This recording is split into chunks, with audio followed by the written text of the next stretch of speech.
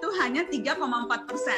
Bahkan gen Asia Timur atau Tiongkoknya itu lebih besar, 4,19%. Jadi ini mengejutkan buat saya. Kirain Melayu gitu ya. Lucu juga ya, ternyata ada Vietnam.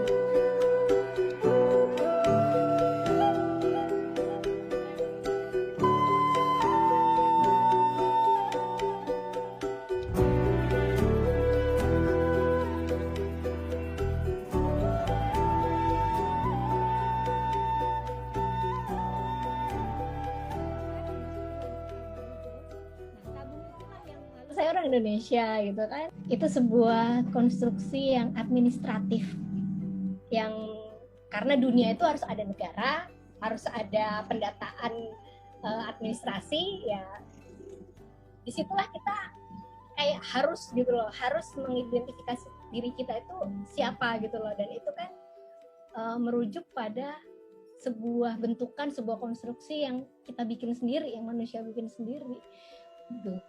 Secara geografis, secara demografis gitu loh, aku ini siapa.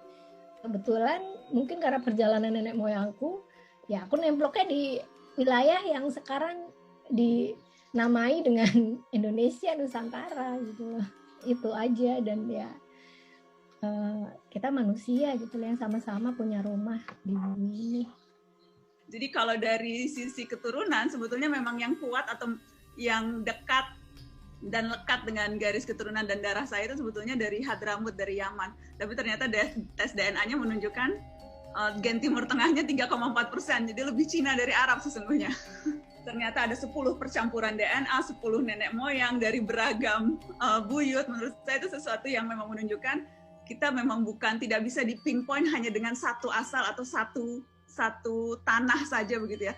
Kita adalah apa yang kita pilih untuk kita menjadi.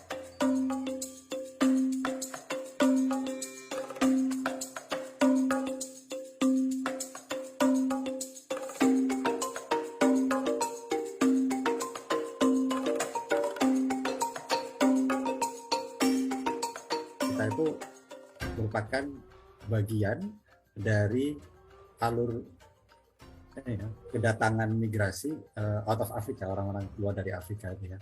Cuman dengan banyak sekali gelombang migrasi yang datang ke Indonesia, tidak hanya sekali tapi berkali-kali. Kembali lagi, apabila kita bilang murni, itu adalah orang yang asli Indonesia, ya, orang yang tidak ada pencampuran.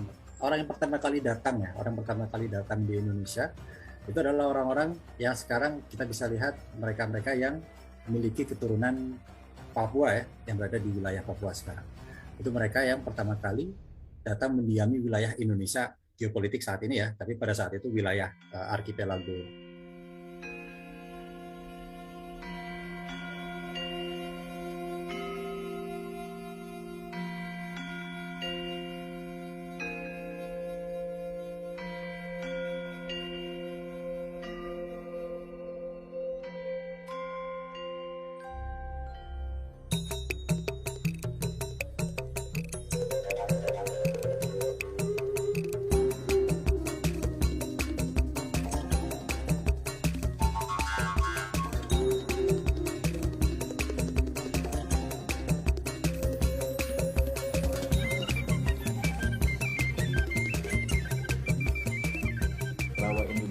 Itu satu konstruksi politik yang ditemukan, yang diciptakan pada awal abad 20 ya.